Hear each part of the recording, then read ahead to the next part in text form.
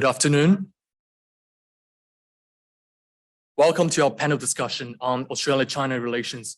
My name is Yi Yang, and I'm president of the China Development Society. And just before we start, I'd like to acknowledge and pay respect to the traditional owners of the land on which we live, meet, learn, and work, the Gadigal people of the Eora Nation. It's upon their ancestral land that the University of Sydney is built. As we share our knowledge, teaching, and research practices within this university, where we also respect and pay knowledge embedded forever within the Aboriginal custodianship of the country. This ChinaTalk event is organized and hosted by the China Development Society. First, I would like to extend my gratitude towards Supra for their generous support in booking this venue. And without them, this event wouldn't be possible. And additionally, I'd like to acknowledge the hard work put in by the ChinaTalk team, who have dedicated countless hours to bring this event into fruition, and especially my friends Nate and Teddy hiding behind there. The China Development Society is a non-for-profit student-run organization at the University of Sydney. At CDS, we strive to promote a global understanding of China, and we do so through a series of Chinese cultural events, including dramas, art exhibitions, and an open-air cinema coming soon. We also have mentorship programs, voluntary teaching programs in the Chinese villages, and a series of academic talks under the name ChinaTalk, which is the one you're attending right now. Today, we have all gathered here to explore the topic of Australia-China relations, which holds significant relevance to the two countries and the world at large. As we convene, we acknowledge the complexity and the multifaceted nature of this issue. It requires a nuanced and a thoughtful discussion, and fortunately, we have just right people to do this. Over the past 50 years, Australia-China relations have experienced periods of change and fluctuation in engagement. As an ancient Chinese saying goes, at 50, one begins to know fate, 五十而知天命. And with this in mind, this event will explore the past, the present, and the future of Australia-China relations. And today, we are absolutely honored to be joined by a panel of eminent guest speakers, beginning with our moderator, the Honourable Bob Carr, the 39th Premier of New South Wales and former Minister for Foreign Affairs of Australia. Our panelist, Professor James Laurenceson, the Director of Australia-China Relations Institute at UTS, Ms Glenda Korporral, Senior Writer and Columnist for The Australian, and lastly, Professor Wanning Sun, Professor of Media and Communication at the UTS. And without further ado, I will now hand over to our moderator, Bob Carr. Thank you very much. It's great pleasure. Very great pleasure for me to be with you today. I was honoured to be the director of the Australia-China Relations Institute for 5 years. James is my successor, the think tank based at UTS across the road. I want to plunge right into it by asking about China today. What are conditions in China today? Because that's a good starting point for the relationship between China and Australia. But before I do, can I do a quick survey of the audience? I just wonder how many of you had the experience of having been back in China for the 2 years or parts thereof under COVID lockdown and have returned to Australia only in the last couple of months. Put up your hand if you've been back in China and have just returned to Australia. Well, I think that gives you something of an idea of what our audience has been through. And can I just say, as a former Australian Foreign Minister and Premier of New South Wales, it is great to have you back with us. Welcome back to Australia. We are honoured that you were studying in this country. You are very, very welcome because you bring us some insight into China, a nation on the rise, a nation that everyone is interested in and which is so important to Australia's future. So let me ask the panel, how is China doing? How is China doing? It seems that with the removal of COVID restrictions, everyone in China has got COVID, but the country is functioning, the country is doing well. There has been no new variants of COVID, at least we've heard about, and no damaging new wave of COVID. Moreover, there are some signs the economy is picking up. Kevin Rudd reports from his think tank in New York that unbelievably, the Chinese economy is expected to grow by 5% in this calendar year. Now, Glenda, you write on business and finance economics for The Australian. There are a few journalists more experienced than you, and you've developed a keen interest in China and have written from China. What's your assessment of China post-COVID lockdown? And what are we learning about its economy? Well, I think it's always difficult from here to find out what is really going on in China. You know, we have official figures, we have journalists. At the moment, there's a lot of Australian journalists who aren't in China. There's been a big cutback of people. So, and also the country's been closed. So it's difficult. But I think what the International Monetary Fund is projecting Chinese economy will grow 5.2%, which is a rebound from 3% last year. I think what is a surprise to us and to a lot of people is how quickly China has opened up. Obviously, after the Party Congress, very soon afterwards, suddenly it wasn't just a gradual opening up, it was quite a radical opening up. So we're beginning to assess what that means. Business people are starting to go and they're engaged in what's happening. But it appears that there are several factors in the Chinese economy. One is the Chinese consumer, which is, you know, you people would know better than us. And the Chinese consumer is now out and about and buying, and it's a very powerful element in the Chinese economy. The other one is infrastructure and development. And if you look at the price of iron ore, which is a key factor in the Australia-China relations, our biggest single export is iron ore, that's up to $125. So as an economic indicator, that shows demand from China for iron ore and making steel is strong. So it appears the Chinese economy is rebounding. There are a lot of question marks over it. How much debt is there? Will the property sector be, is it overborrowed? Will it be weak?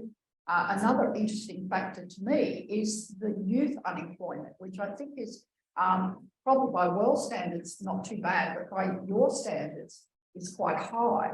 And what are the young people thinking as they come through? Are they more worried about the economy? But another issue is the US trade sanctions on chips. Will that have a long-term effect? So there are definitely clouds and question marks, but it does appear that China is sort of defying all predictions. A year ago, we would have predicted a very weak economy, and now it looks like China's reopening. It's rebounding.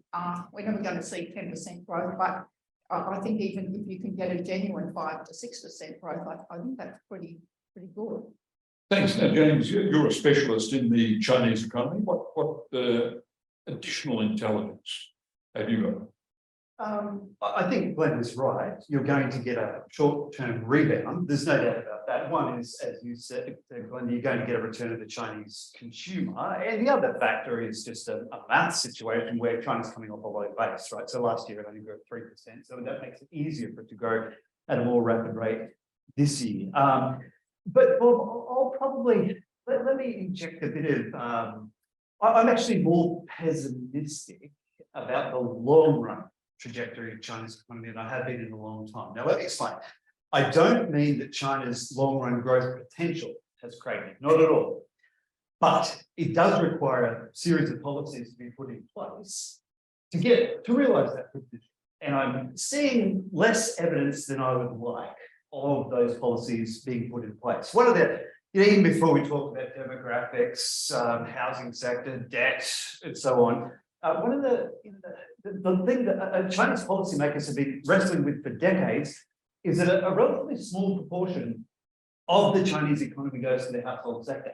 Now, if China is going to get domestic consumption-driven growth, then a larger proportion of that pie has to go towards the household sector. There's a whole heap of a policy suite you could put in place to make that happen, but we're seeing not a lot of evidence that that's being wheeled out. So the potential's still there, but I think we have to temper that with a bit of, just keep a very close eye on that. Final comment I'd say, Bob, is whether the Chinese economy is going up or down, the economic complementarities between Australia and China drive trade nonetheless, right? We've seen this in the global financial crisis. We've seen this in the COVID period. For example, in 2020 to 2022, despite the trade disruptions between the two countries, in every single year, there has been a new record high set in two-way trade. So that just gives you the point that whether, the geopolitics can be going up or down, China's growth rate can be going up or down, but Australia-China trade keeps it up. So I'll stop there. Yeah. Wanning Sun, you specialize in how media deals with China, Australian media. You also look sometimes at what Chinese language media in Australia says. This new phase in the Australia-China relationship, and in particular the economic relationship, what stands out for you in what Australian papers are saying about it and what's being said in Chinese language? I guess I could start by saying something about how the Australian, what we call the mainstream China. Now everyone can hear. And then Wanning can hear. yeah. I think even though economic relationship between Australia and China is a very, very important part of the relationship. If you read the stories that actually get published in the Australian media on a regular basis, you wouldn't necessarily get that idea that economy is very important.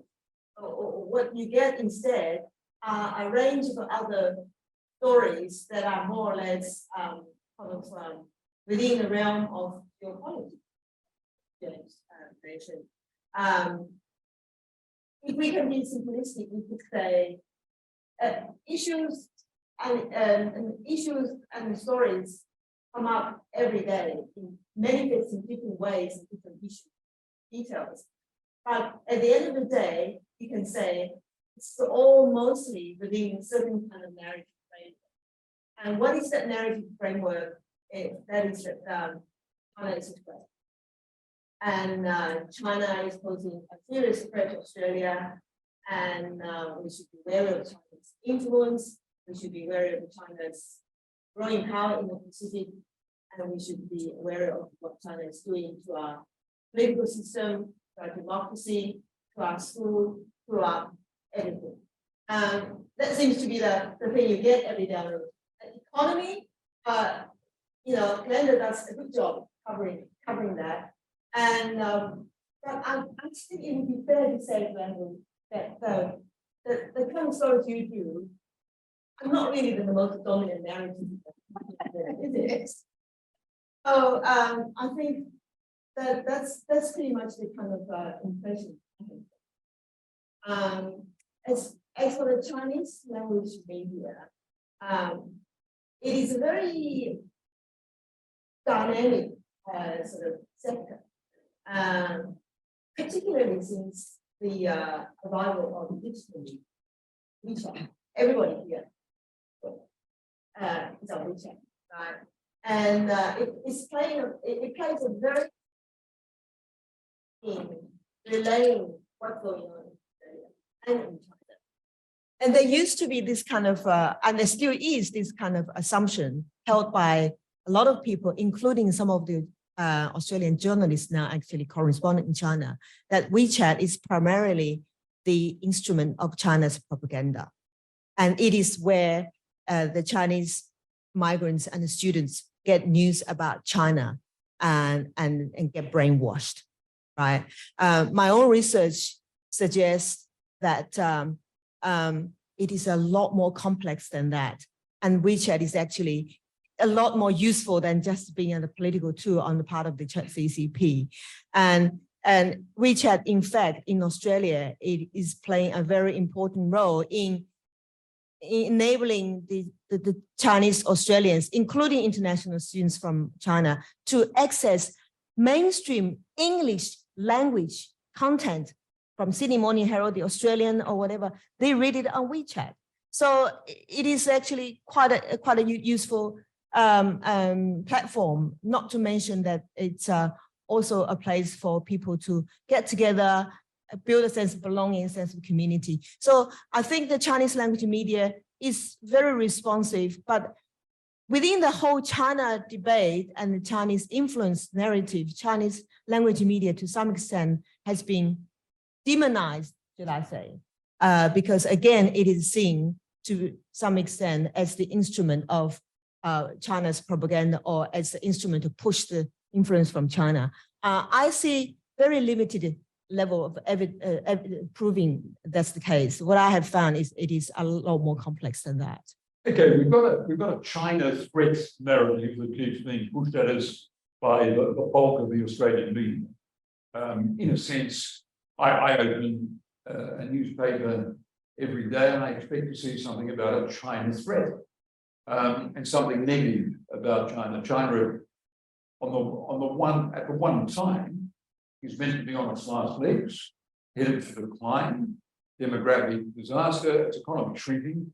But on the other hand, a bigger and bigger threat. Well, I don't think both propositions would be true, but they are the big themes, as I see it, in Western media, not just Australian media, about China.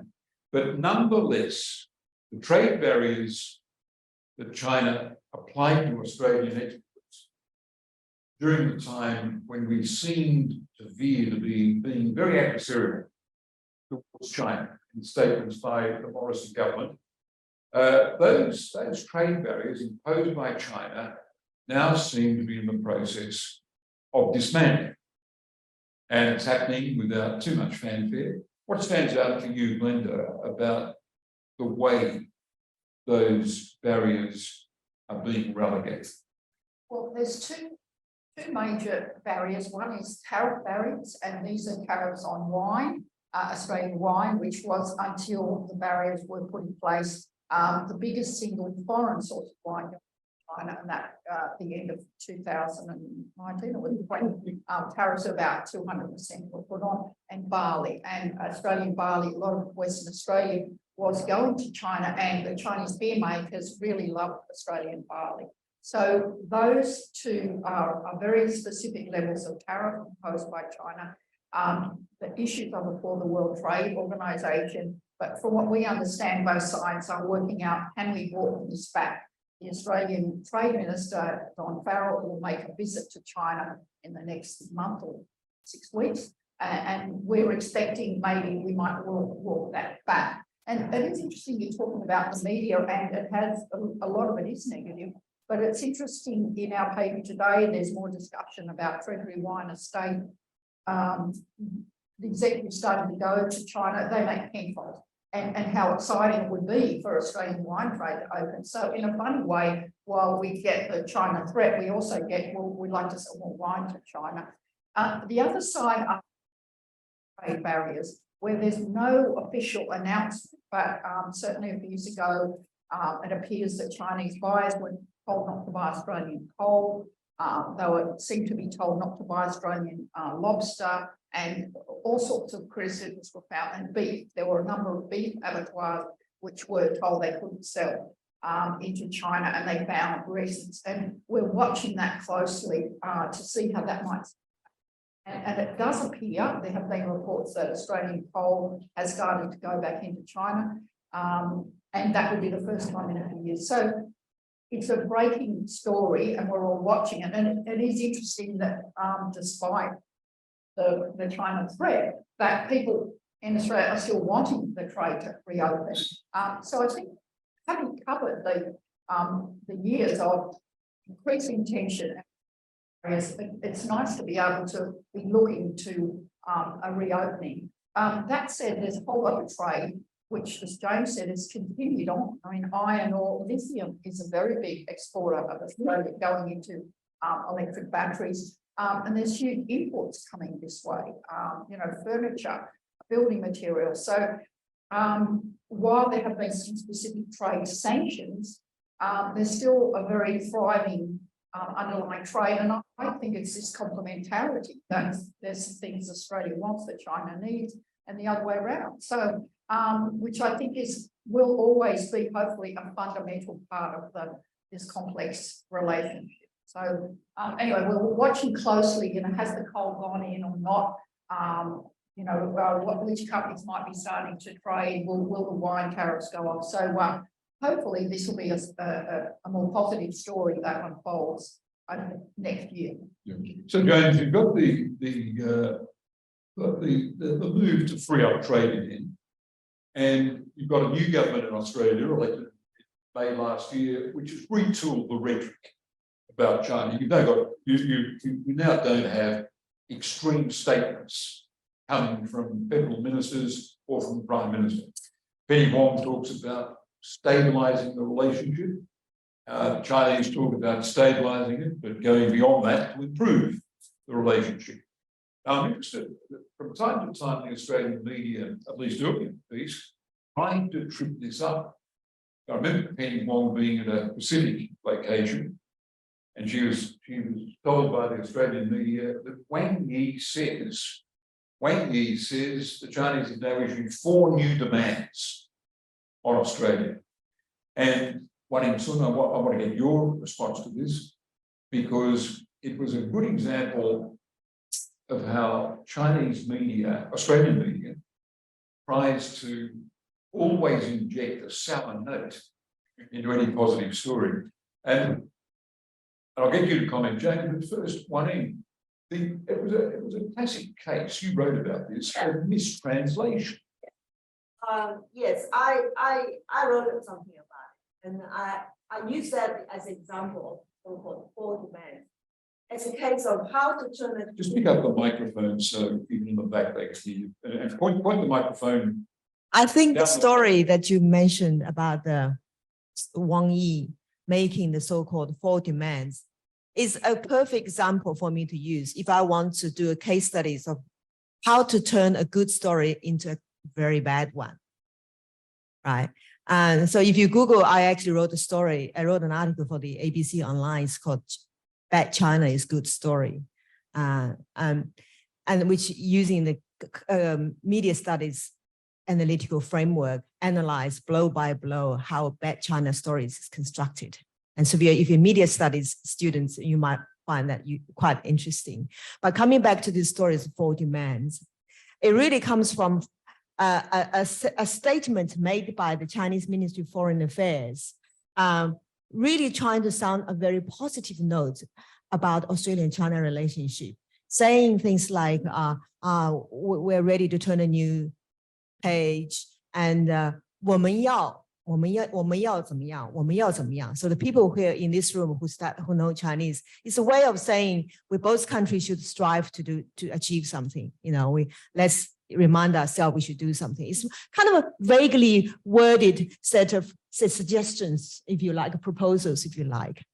But when ABC, I remember it's ABC's correspondent Bill Bertle wrote the story, he somehow translated this 4 vaguely sort of worded proposal as 4 demands, right? And since that expression was published by the ABC, that became the term that set the tone and set the agenda of how that story gets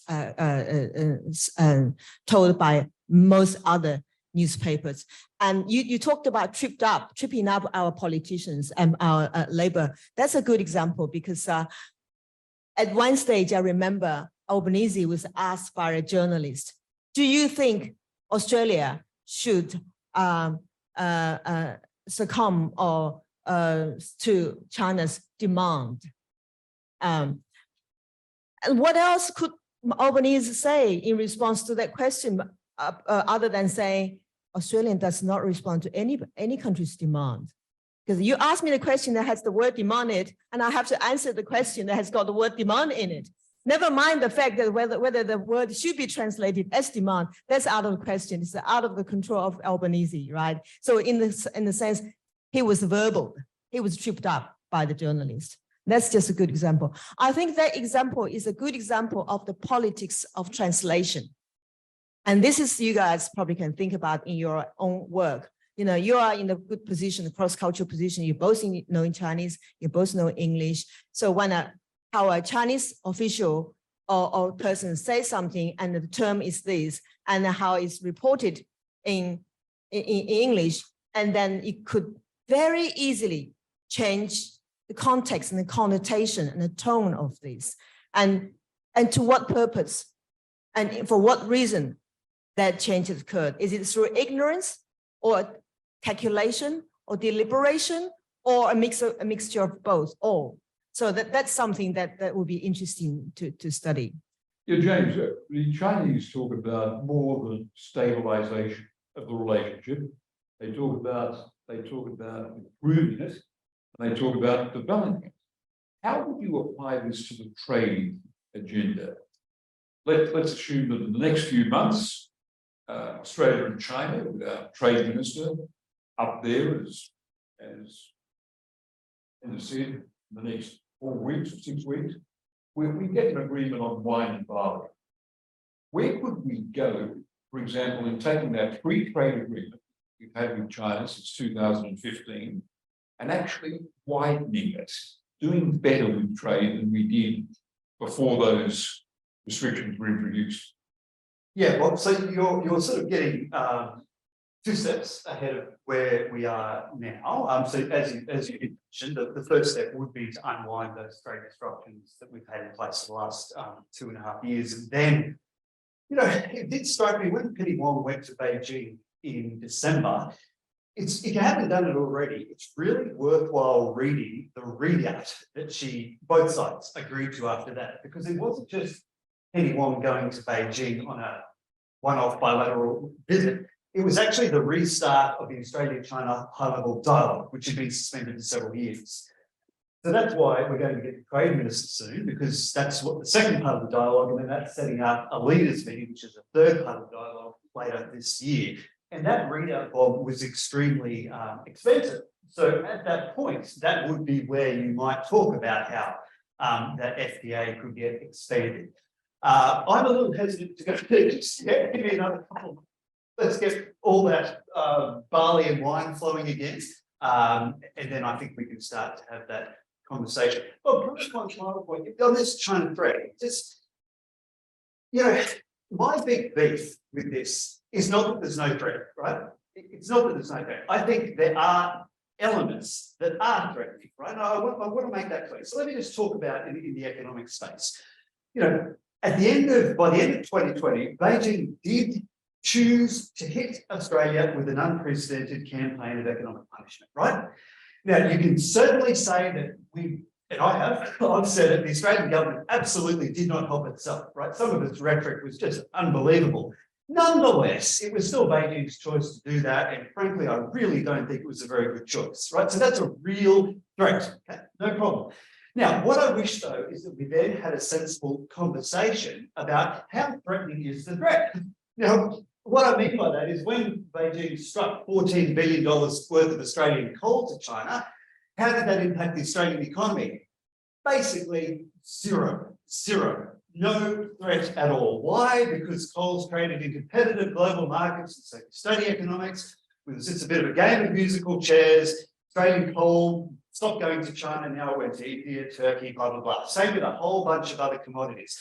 So, you know, yes, Beijing presented a threat, but was that a massive shock to Australia's national interest? No, it wasn't, not even close. So, well, that's a sensible conversation I wish we could have. And unfortunately, that's really the case. And it's not just in trade. I think that happens in a whole number of different areas. Glenda, I've been surprised by how the media has accepted the new language by Albanese and Penny Wong and the Trade Minister, Don Farrell, about the relationship. Someone told me the other day the American embassy was curious. Where have all the China hawks gone? It seems that even among people in the Australian media who are very pro-American, they can't be more pro-American than they are. They always talk about the China threat. They've seen what's happened to improve the relationship since the election of the Albanese government. They're saying, well, that's fine, good work. I've been surprised at that turnaround. I think there's still plenty of China hawks out there, and there's lots of different reasons for that. People have different motivations. But I think part of that is the way that they've handled it. I think Albanese and Penny Wong have been very careful. They have been very careful not to be seen as being doing a complete about turn.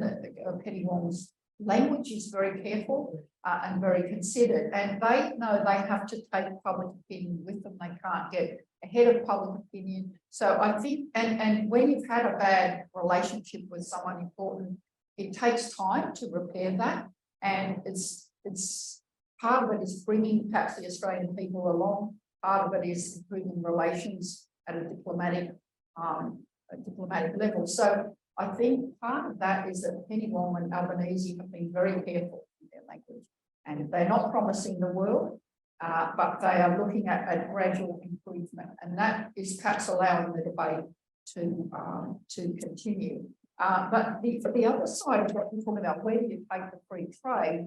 One of the things, an Australian business by and large is very keen on doing business in China, partly because we have a small market of 25 people. There's 1 billion people in China, and of which hundreds of millions of middle class people who are great consumers for Australian products. But the past few years has made Australian companies also wary. Have we put too many eggs in the China basket? Do we need to be a little bit more diverse? So there is that wariness, which won't mean a complete, well, things are opening up, we're going to go back to new business. But I think that the Albanese government will be very careful and considered in the way they are re-engaging with China.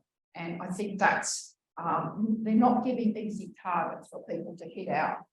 I mean, I don't think we've heard the word Manchurian candidate too much, which is all code words in Australian history. So I think they're carefully opening up and re-engaging, but not promising the world either, and just trying to bring people along, but also seeing on the China side what's their attitude, because it's been a very big change in attitude under this new ambassador, Mr. Shan. He's a big change in view from the China side. So anyway. Australia started being childish and provocative about China with unveiling a bid to get an inquiry into the origins and early management of COVID in Wuhan. We pitched it in a way that was clearly provocative. The foreign minister went out there on TV without warning China, without talking to Australia's other partners, and said, we want to send inspectors in, they'll be like weapons inspectors in Wuhan. It couldn't have been pitched in more provocative language. And to me, that means we had a government that was frivolous, not serious, and was happy to damage the relationship for various reasons. You see, what's happened now is the Australian electorate has accepted the new rhetoric of the new government, and even the opposition has. Andrew Hastie, interviewed on the Insiders, previously regarded as China hawk, now the Shadow Minister for Defence, interviewed on the Insiders a couple of months ago, he was using the same rhetoric as Penny Wong. When he was asked about Nancy Pelosi's very provocative visit to Taiwan, he said, instead of endorsing Pelosi's visit, which something I might have expected, he said, no, we don't take a view on that. That's something for America to look at. When asked if he was going to visit Taiwan, he took a step back and said it's not an issue, he wasn't planning to. When asked what he thought about Taiwan policy, he said, we want the status quo to apply, the cross-strait status quo. And it was effectively bipartisanship. Now, I think there's a reason for that. And Wanning, I'd like to get your view on it. At the last election, Chinese background voters responded to the provocative adversarial rhetoric out of Morrison and his ministers. We saw Labor win unexpectedly the seat of Benelong, which has a very high Chinese background involvement. We saw Sally Situ in the seat of Reed, just wanting very high Chinese involvement, and the Chinese background Labor Party member for Strathfield, the state seat, said Chinese voters have moved comprehensively. A majority of them had supported Conservatives in the previous two federal elections on various issues, but they shifted to Labor because they didn't like the Dutton Morrison rhetoric about China. They felt threatened. Then there's the Chisholm, and then there is the effect of Chinese background voters in North Sydney, which went from the Liberals to the Teals, and in Kooyong, where a Chinese background voter enrollment has previously been overlooked, but I'm told it was an issue there. And all of a sudden you've got Labor enjoying a majority in the House of Representatives, instead of Albanese being a minority Prime Minister dependent on day-to-day voting decisions by the Teals and the Greens. I think it doesn't. Here I'm being a political interpreter, and it's a bit of guesswork, but I think Dutton and Hastie understand that if they want to win those marginal seats back, they've got to talk about China in a more moderate way, because there are a lot of Chinese-born voters who, while they're not beholden to the Chinese Communist Party, not one little bit, they weren't comfortable with Peter Dutton saying it's inconceivable Australia wouldn't go to war over Taiwan. Yes, I think if we look at what happened during the federal election last May, as well as what was happening with the Victoria election a couple of months ago, and what's happening, I'm watching the New South Wales election very carefully as well, particularly Kogarah and Ryde and few electorate. It becomes quite clear that the Australian Chinese voters have been punishing the coalitions, the Liberals, for carry on with their extremely hawkish anti-China kind of rhetoric. And I think what people really get really fed up with was the fact that the Liberal Party, the coalition, was using China as a domestic political issue. And like a billboard which showed on the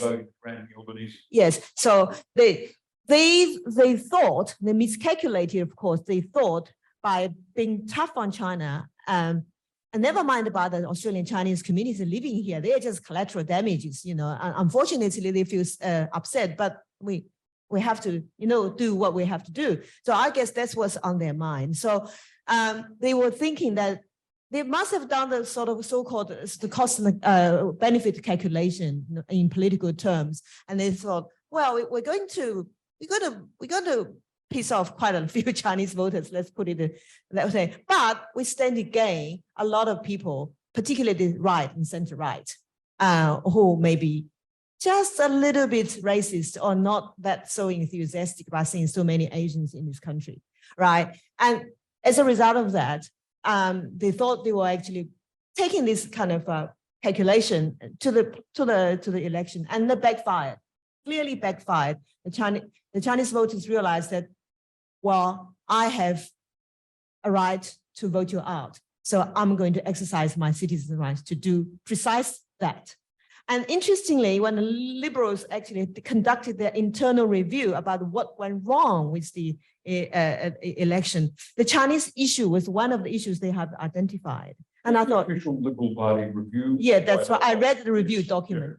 However, if you read carefully the document, they say the reason we lost the Chinese vote is because the Chinese communities misunderstood us. They interpreted us, our rhetoric, as anti-them, whereas we are really just anti-CCP. They're not able to distinguish the two. So I wrote in my article now that once upon a time, in the eyes of the Dutton and all these people, they were the Chinese Australians here as simply disloyal to Australian politics. Now they're not only disloyal, they're dumb as well.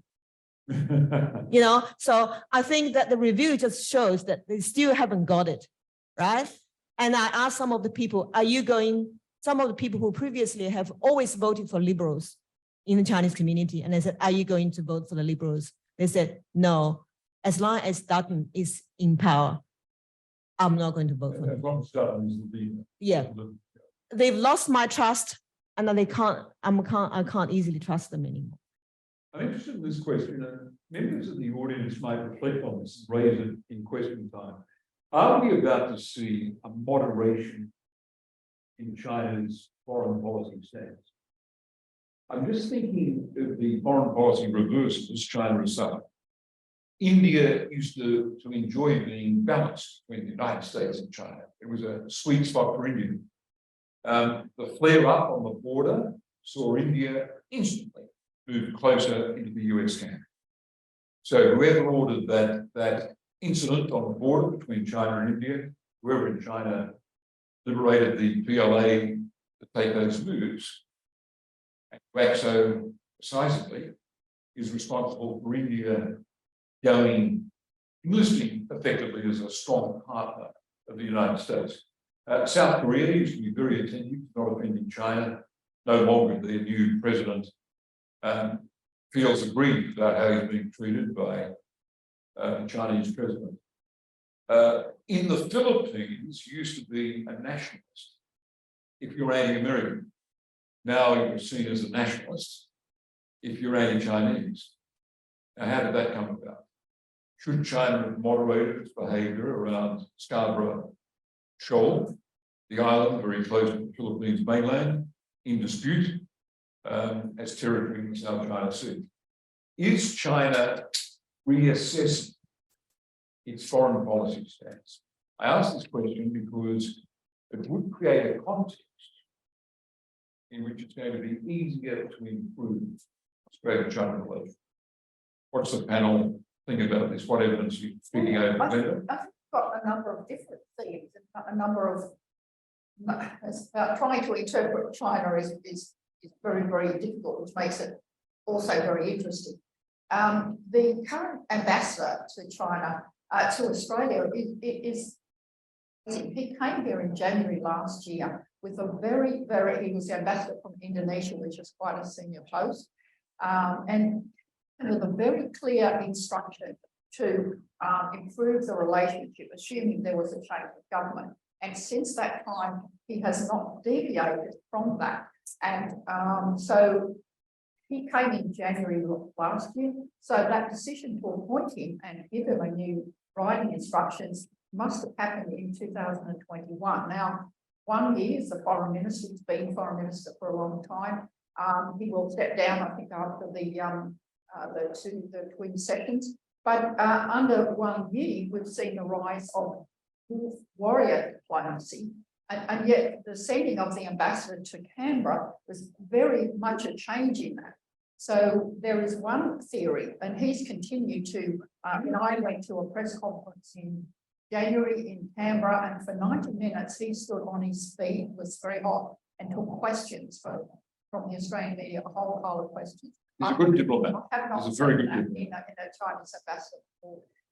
And so if you look at that and you look at him, you say he's come with different writing instructions. Has Beijing realised that fighting with Australia is not good? It creates a whole lot of other issues. Is this the end of warrior diplomacy? People were starting to ask. But at the same time, there's still a lot more aggression in terms of, say, Chinese fishing boats in the Philippines and in other areas. So I think it's very, very mixed, and we haven't mentioned Ukraine yet, which I think is a whole new issue, and everyone is trying to work out exactly what is Chinese policy to Ukraine, to Russia, how close is it with Russia, and I think this is a whole really risky long-term implications for China's relationship with the world, unless by some miracle it can produce a solution. So it is hard to read. Some signs saying the warrior diplomacy people realise that's not working. But on the other side, there is still some aggression. China, Canada relations aren't good. Particularly relations with the Philippines. So it's very sort of complicated and still, I think, very sort of tense. People working out what really is Xi Jinping's policy and how aggressive is he and how much is rhetoric. Again, the Ukraine situation, how China handles that will, I think, really, in the long term, affect people's view of China. And of course, you get the intriguing question of who in China is making decisions. If you were in the office of Xi Jinping, looking toward the visit of Antony Blinken, US Secretary of State, would you sign a piece of paper that authorised the dispatch of a spy balloon over the US mainland? But who in the Chinese leadership, knowing the fragility of the bilateral relationship between the US and China, would have permitted that balloon to make that sortie over the US mainland, knowing the backlash that it would cause in America that is already overexcited, overagitated about the so-called threat from China. Does the president's office did they make a decision about the flare-up on the border? I was told that with India, with the adverse consequences that has had for China's relationship with India, for the balance of forces in the world, with India moving closer to the US. But I was told by an Indian source that we made an attempt, Prime Minister Modi, to talk to Xi Jinping, but the Chinese president did not take the call. Now that would be a breach of all the rules of diplomacy. The normal instinct heading a government, you're facing this kind of crisis, is to talk to the other side and bring down the level of adversarial response. So I'm bewildered by who's making the decisions in China and why these decisions are allowed to hurt China's diplomatic position. Yeah, it's a great question, Bob, and can I just second your initial remarks about, a lot of the pushback to Beijing is really stemming from Beijing's own decisions, right? I'm not going to have a crack at Beijing. In saying that, I'm just saying it's just a reality, right? I mean, if you have a deadly border dispute like with India, it's going to generate a pushback. If you fly a balloon over the United States, it's going to generate a pushback.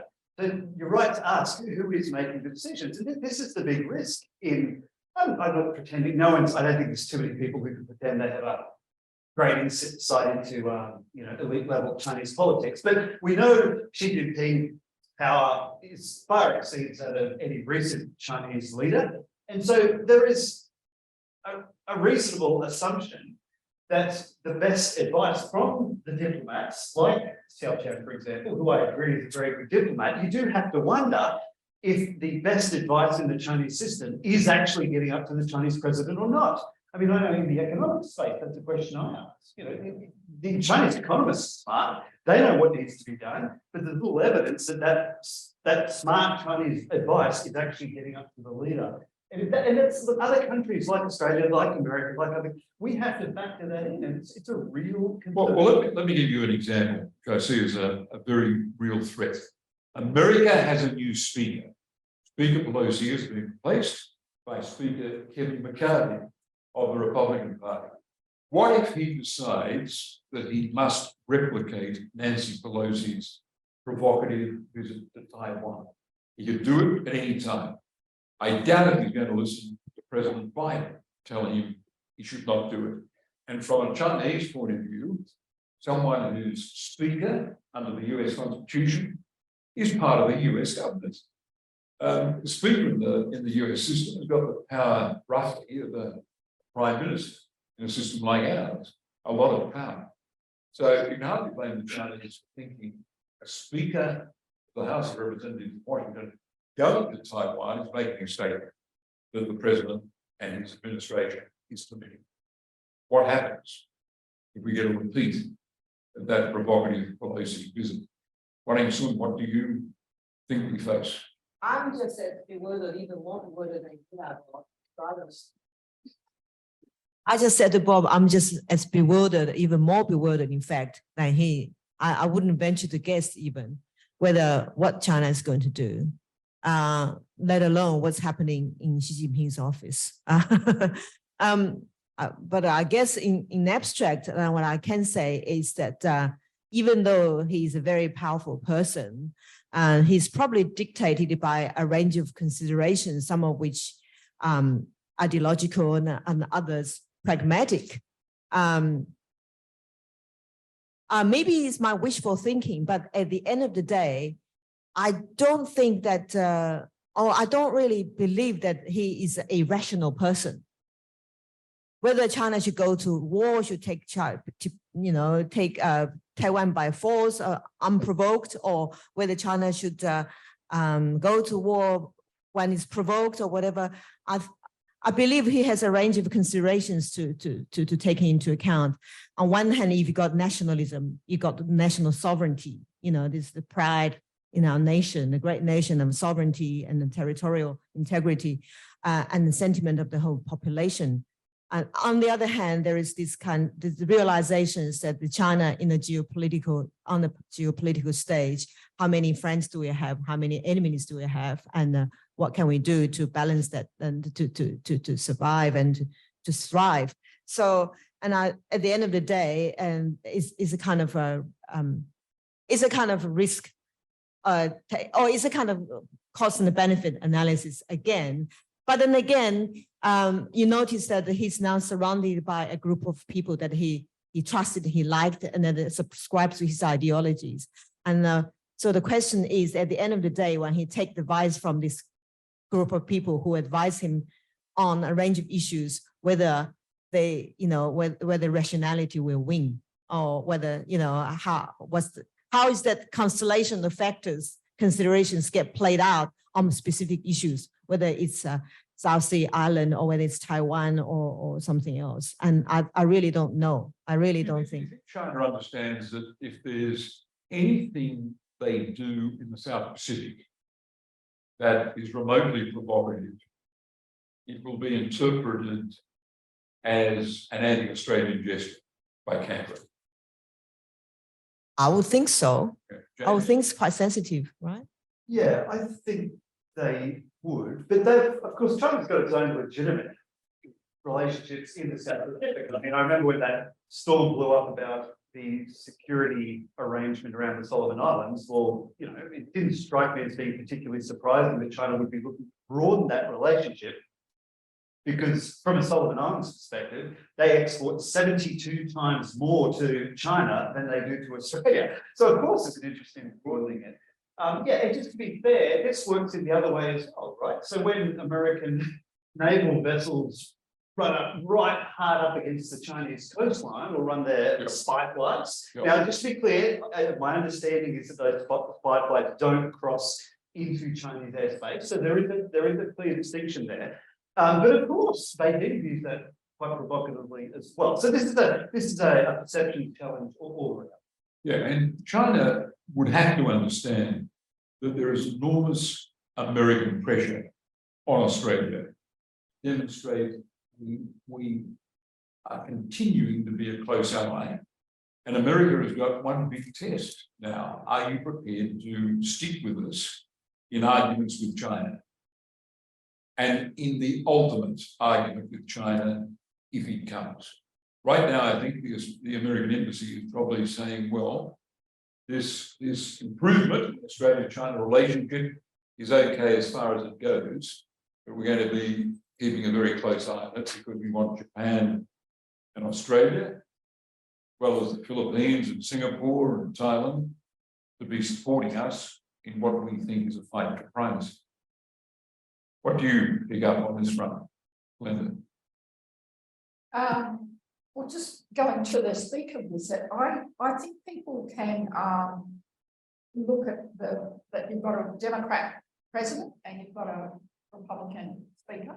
So that would, I think they can distinguish between that. I understand the divided government as part of the American system. Yeah, and I think that while there were a lot of people right around the Pelosi visit, in a way, we sort of got, remember, we were all watching and there was pictures of the plane, so we sort of got through that. But yeah, I think you raise an interesting question, which hasn't bubbled to the surface, but how is America reacting to the fact that Australia wants to stabilise and improve the relationship with China? And sort of hearing a little bit that they're not completely happy with it.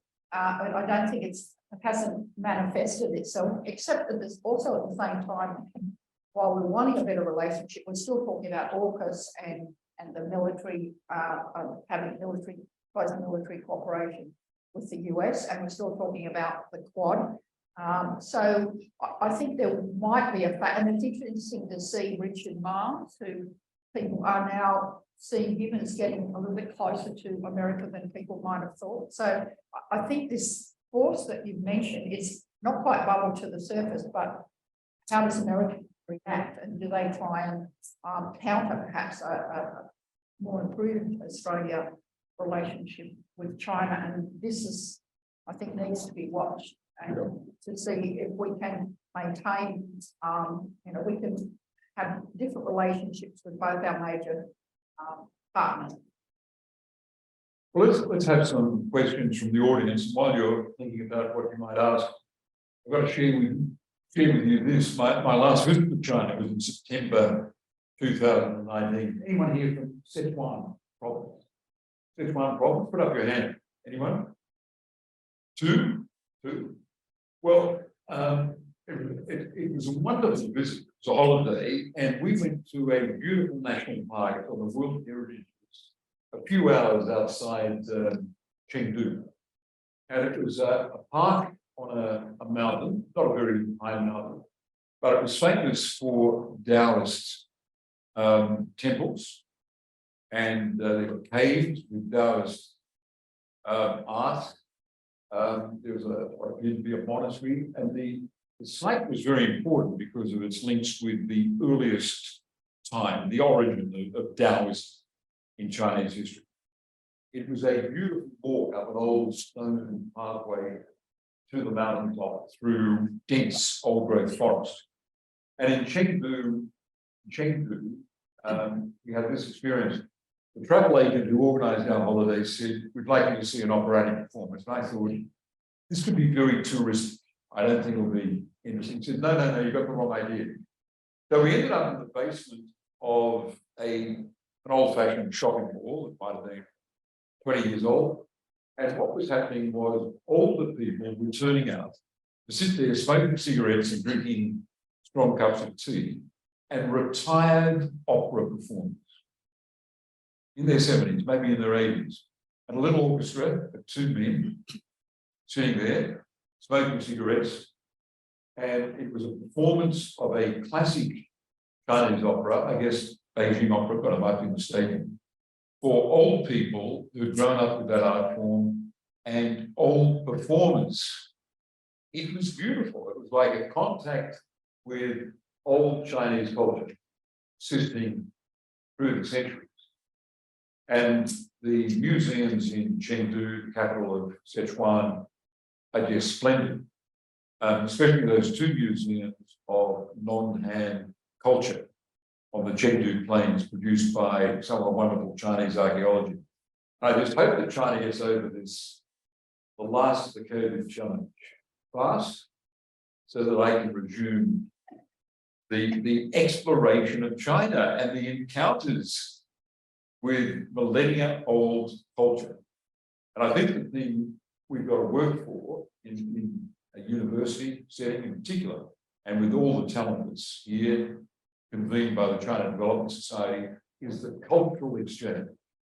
Cultural exchange that enables Australian scholars and amateurs like me, who are enraptured by Chinese history and Chinese culture, to resume our study of it. Because our two lands are divided by civilizational and language, cultural and political barriers, different political systems, and we've got to work hard at it. The relationship with countries in the Anglosphere is easy, but we've got to work at the relationship with China. So, can I ask the audience, for a question on the ground we've covered today, or anything else to do with the Australia-China relationship? Right up the back. We're getting a microphone up because I think you'll need it.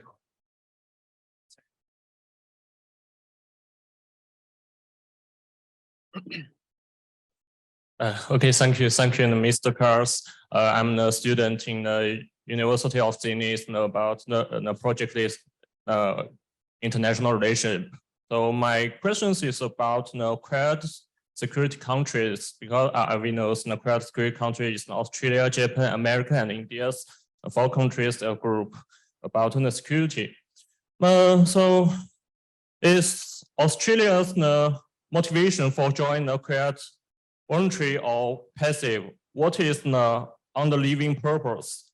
Because Australia's current participations in Quad security has resulted in an economic spat with China and lost real benefits. Thank you. Jay, would you like to start with that? And I'll let you panelists pick it up as well. Look, I think part of what you're seeing in the Quad is just a natural balancing reaction that you'd expect from the region. I mean, you know, China's a great power, right? So it's not surprising that as power grows, other countries would, you know, and no country wants to be dominated, right? So I think it's part of that. But to be frank, I know initially the Quad was sold as the quadrilateral security dialogue, right? But to be frank, it hasn't actually got a lot of serious security elements attached to it. In fact, since India's really come on board over the last few years, it's been more badged in terms of providing global public goods, like the vaccine, for example. So I still think it's quite weak on the security element. But this kind of comes back to what Bob and I were saying before. If, and it's an if, it may not happen, but if Beijing runs a really aggressive foreign policy, then I guarantee you that security element of the Quad will firm up. And that's just a natural reaction that we should all expect. But I don't think it's there yet. Wanning, would you have something to say on the way it's being treated in the Australian media, the focus on the Quad? Has it been inflated beyond what it is in practice, which is something of a diplomatic talking shop? To be honest, I haven't really paid too much attention to how the Chinese media is reacting, or the Chinese language media is reacting to the Quad issue. But what I have observed is the question that actually tied back to the question you were asking earlier, that is China aware of the fact that Australia is under the pressure, a lot of pressure from the US? Yes, China is aware of that. And China doesn't like it, because China keeps saying, why can't you be independent?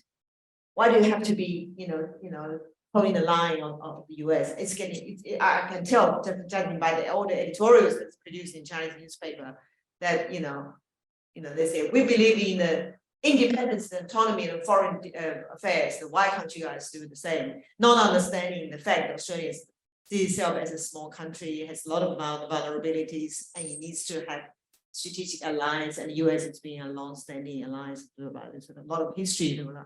But as to some of the other countries, such as India and Japan, China, I think, is watching very closely too, which is why recently the spat, if you like, between the Australia's Japanese ambassador in Australia and the Chinese ambassador in Australia had this kind of trading of words between, because I think China is getting a little bit worried about the fact that Japan used to be this quite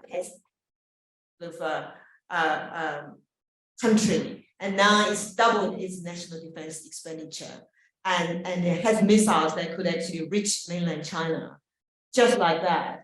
And its diplomatic representative in Australia was openly telling Australia to be aware of China's aggression, which provoked Ambassador Sean Chen to hit back and said what he said. I think this is all examples of the sensitivity the Chinese government, China experience about Australia's alliance with its other strategic partners, including Quad, including Japan, India, and the US. The Quad, of course, doesn't mean that India is going to start adhering to a US-style foreign policy agenda. It doesn't mean. No, in fact, you can tell in India on the issue of Russia and Ukraine has been trying very hard to steer its middle course and do its own cost and benefit analysis, right? Yeah, Glenda? Well, thank you for asking the question about the Quad, because that's a good question. What actually is the Quad? And you're right, it was meant to be an alliance of countries who were perhaps concerned at the rise of China's military power and what might need to happen. Is it security? I think it's focused on security, but it's at the moment it's talking.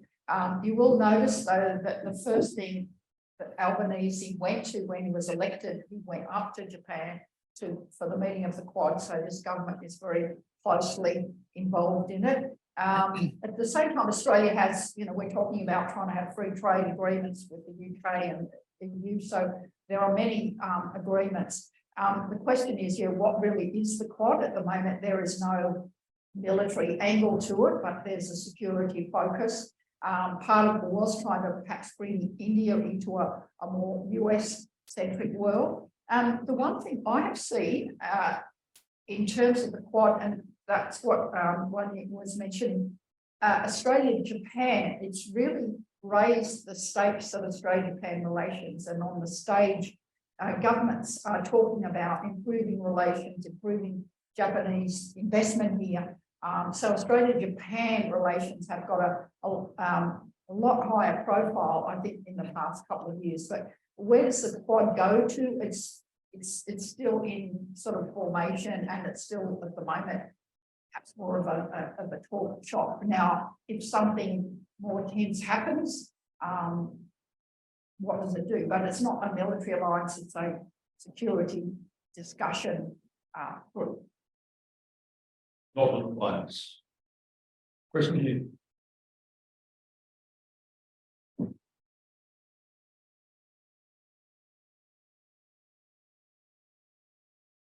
Hi, I'm Hercules Chu, a PhD student in the Department of Chinese Study at UCIT. So I have two questions. First of all, I would like to ask about the intelligence issue that the previous question had concerned, because now there's an emergence of the narratives about the new Cold War, or so-called unrestricted warfare. So how the response of the Australian government affect the Sino-Australian relations? And the second question is related to the, so we know that now there are more and more Chinese come to Australia with the relaxation of the COVID-19. So I would like to ask, if there's more Chinese come to Australia, there may be certain conflicts within the local community. So how can Australian government alleviate those conflicts? Thank you. Any immediate views? Do you want to jump in, Bob? I'll happily say something, but Yeah, there you go. no, just on this, I'll take the new Cold War one. I actually think the Australian government is being pretty nuanced on this. A new Cold War implies that we're sort of dividing the world economy into two spheres, right? That's what the Cold War was, and that's not what the Australian government is saying. Now, I think that's pretty important, because it's clear to me, in my view, I think the US is heading down that route, right? I think the US position has shifted over the last 12 months. I have no doubts about that anymore. And yet you have Penny Wong going to Washington in December and going to London in January, telling our partners that the Australian government remains committed to ongoing economic integration in East Asia, right? And obviously China's the biggest economy in East Asia. So it seems to me that the Australian government is putting some distance between itself and some new Cold War framing. I also think she's been very cautious on key issues such as that around on Taiwan. If you followed Penny Wong's statements when Nancy Pelosi was in Taiwan last year, she was extremely careful, calling for both sides to de-escalate. She didn't do what you might have expected the previous government to do, which is just line up entirely behind Washington. She absolutely did not do that, and Washington noticed, quickly reiterated Australia's one China policy. So I think Australia isn't rushing down that new Cold War route, but I certainly worry that the US and China are. Just to answer your question, because I know that when all these things are debated, in a way, you guys, this becomes personal for you when people say to you, oh, are you really a Chinese spy? I think that's what you're trying to say, isn't it? Does this reflect in individual attitudes to Chinese people who come here? I think the thing about Australia and, there are many different forces and many different voices, and certainly the universities people are wanting Chinese students to come back, and it is part of our economy, but it's also part of our society. So I understand the sensitivities that you feel, but on the other hand, there's never any question during COVID that we wanted to welcome back China to Australia in terms of students and tourists and business. So I know it's very complicated and very nuanced, and it's difficult if people say things to you, but I do think that the universities are wanting more engagement. I think if you walk around the streets of the cities, it's a much more multicultural view than you might get by just reading the media. But I get the sensitivity. I have Chinese friends who say to me, I don't think I could go for a government job now because people would be suspicious of me. And these are very highly talented people. So it's a factor, but I think that it's interesting having 2 years of closed borders. There was never any question that we wouldn't reopen the borders and want to re-engage. And this is the issue we're all grappling with. We are and you are, that there's many factors, but when it comes to personal relationships, and I went to China in 1978, see the changes. I've been there many times. On a personal relationship, there's a lot of very good relationships, but politics on both sides comes involved. But I do appreciate it does make it life complicated for people in your situation. Are people saying, are you might question your motives when you actually just want to come and study here? But hopefully the atmosphere is a little bit better than it was a few years ago. Another question. Okay. Could you please introduce yourself before you ask the question?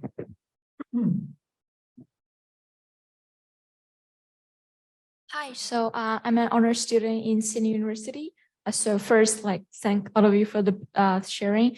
I just had a question about what would the Australia and China future relationship? Because I've heard that politics is a big factor that might influence the relationship between countries, and also the pressure from other countries, which is complex. But sometimes things do change really quickly. So I'm just a little bit curious about what are the professional perspective about the future Australia and China relationship. Thank you.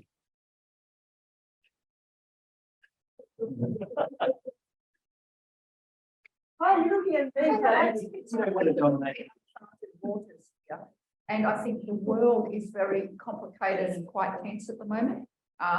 The Ukraine being a whole new issue that is being thrown into world politics, and we don't know where that's going to go. I think globally things are more tense. People are trying to get a read out of the Chinese government and what their intentions are. So I think the way China acts, the way Xi Jinping acts, will dictate how the relationship is going. And I feel it's in uncharted waters. On one sense, it's really, really, independent. You can take your personal self out of it. It's really interesting to watch all these global forces underway.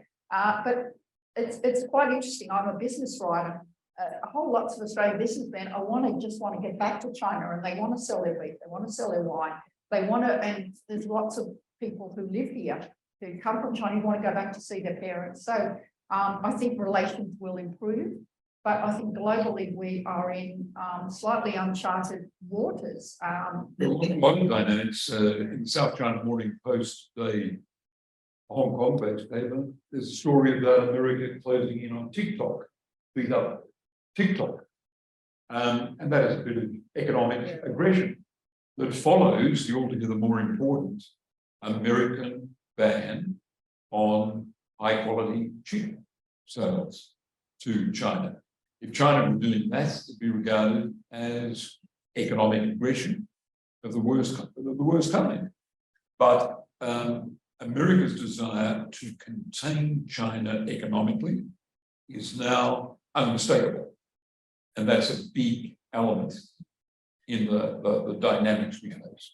Bob, if I could respond to that question, because I think even though it's a big picture question, and it's probably far too complex for us to answer in the next few minutes, nevertheless, it's a valid question. But I think Glenda's response is also my response, that is, we are in kind of uncharted water here. And sometimes if you ask me, oh, how is Australian-China relationship going? And I'll just think, it's part of the person who's having some kind of health problem, is have good days and then bad days, right? Sometimes it's like a Monday, oh, the news seems to be fine. The coals are going to China now. They're buying our beef down. You know, Teddy wants made some very positive, nuanced speech, and all looks quite good. And next day, you've got an announcement about another spy being sort of exposed, or another Chinese community language school has been put on a list as a side of Chinese influence, or Mike Burgess is just said there's a hype for spies, and he started thinking, he referring to China, surely he's referring to China. And also the question to answer your question, now who is answering your question, right? For the so-called mainstream Australian people who have no Chinese knowledge or background, they might have a different kind of understanding or sense of what it's like to be experiencing ups and downs. As for the Chinese Australians living here, particularly who have made a commitment to this country and decided to live in this country and become a citizen, all this constant talk about the war, possibility of war with Taiwan, however, whether it's going to happen or not, but all this constant discussion is deeply real to them, because after all, during the World War II, the migrants from hostile countries were interned, right? They could not rule out the possibility that it's not going to happen to people with Chinese heritage here. They wish against the wish that it's not going to happen. Surely after a century ago, civilization has moved on. But if war does happen, all bets are off, people think. So, you know, it's really sometimes quite scary. So you can do the wishful thinking. I think things will be fine on the whole. We're heading to a brighter tomorrow. But on the other hand, it is quite challenging for people, particularly people of Australian Chinese community, to be experiencing all these ups and downs on a daily basis. And I think that probably summarizes it. There's a lot of people here. We've got time for the last question, and you've got my microphone over here. And if we can be brief, I can give another question up from the back row, but we'll try to give you I was pointing up here. Okay, let's see. You're asking a question? Yeah, I was gonna ask. Let's see if we can get short answers for the panel, and we can fit the other two. Yeah, so I'm William. I'm a UC civil engineering and law student. So thank you so much to all the panelists for your time. Just a question on the basis of what happened last week. Firstly, I think Victoria government declared a removal of CCTV camera manufactured by China on the basis of potential spy issues. And also last week, China's top diplomat Wang Yi visited Russia and signals President Xi's plan to visit Russia in a coming month. So on the basis of these events, I would just like to ask two questions. The first one being, since due to the increased political tensions between China and the Western allies, do we see a possible economic sanctions or perhaps a trade war between China, Australia, or even the Western allies in the foreseeable future? Second question being that since Australia's infrastructure development market has a decent amount of dependence on China, do we see, should a trade war or political sanctions, economic sanctions happen, do we expect a nation? It's inconceivable that Australia, any sane Australian government would place sanctions on trade with China. How do you sanction a country that buys 40 to 45% of everything you export? It would be a flamboyant exercise in self-harm. Yeah. So there's a question up here. Can we do that and then go to the back row, and that's our time for questions. Yeah, thank you for the time. Thank you for your time and insights to the panel. My name is Che Jong, and I'm a fourth-year commerce student. So my question was, would Australia's response to this Cold War change depending on who makes the provocative act? So, for instance, if China, invades Taiwan, like Russia invaded Ukraine, or should China's economy take the US's, and the US makes, a provocative response to that? Would Australia's stance change according to who's taking the initiative? Oh, surely you're the best point. I think Australia has got a treaty alliance with the United States, and that accounts for a great deal. We analyze the language of the ANZUS Treaty. It's really an obligation to consult, but America would expect Australia would join it in a showdown over Taiwan. That's a challenge for Australia, and Australia's response would be shaped about the way the conflict came about. Yes, you're right. And the last question. Thank you, Your Excellencies. I'm just a second-year Bachelor of Science student here at UCID. So my question is, what advices would you give to us young people, the young generation, both Australian and Chinese, or even people younger than us in the audience, like about improving relations with Australia and improving bilateral ties between our two countries? Yeah, thank you. Okay, well, try to make it one sentence, and I'll ask each of the panel members. Glenda.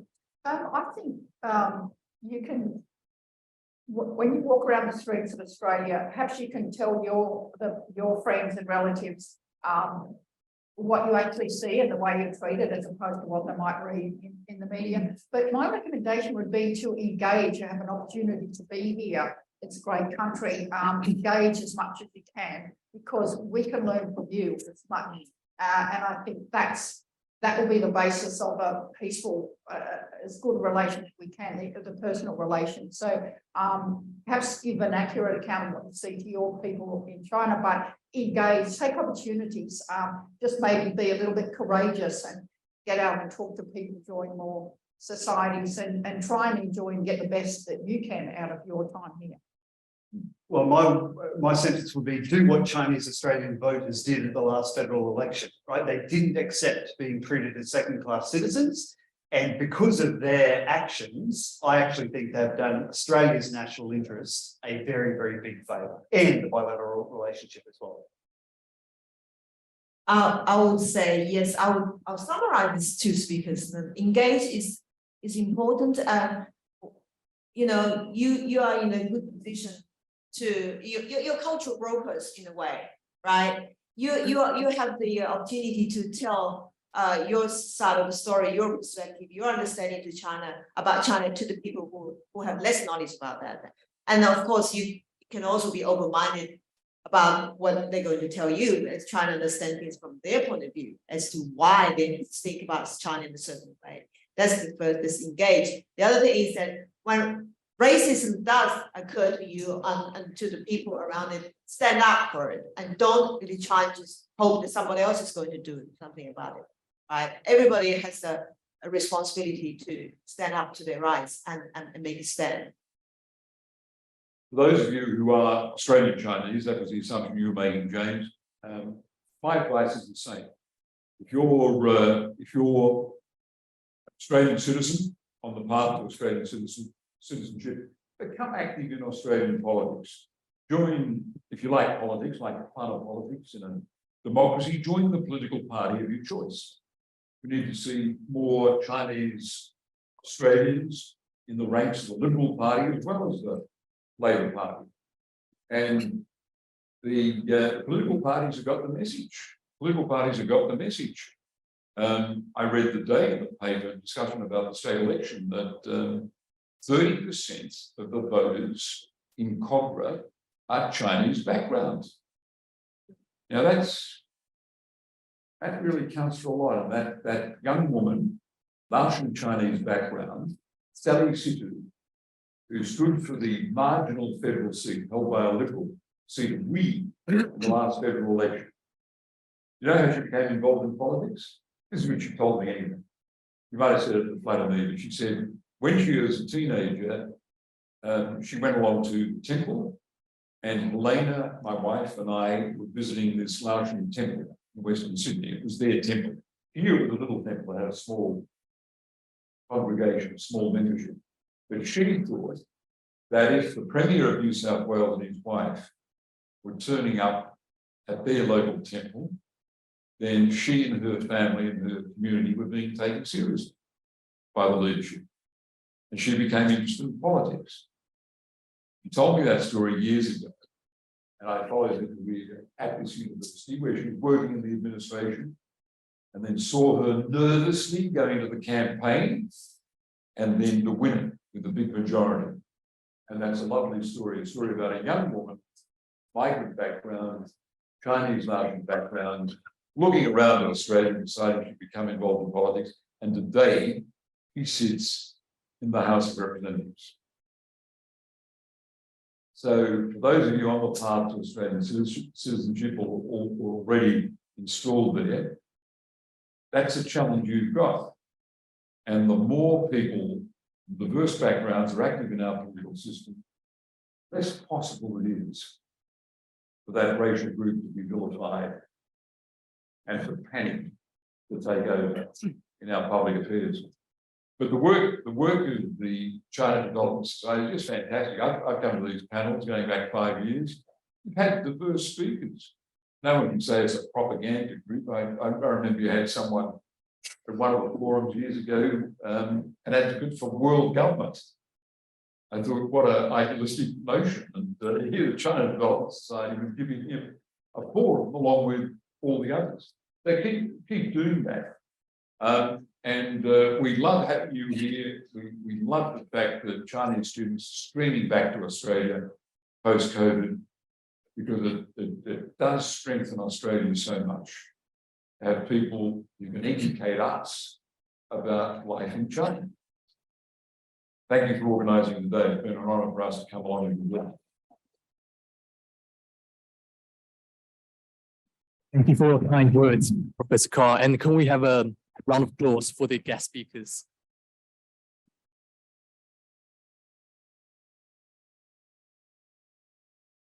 And that concludes our event today. Thank you all for coming and attending.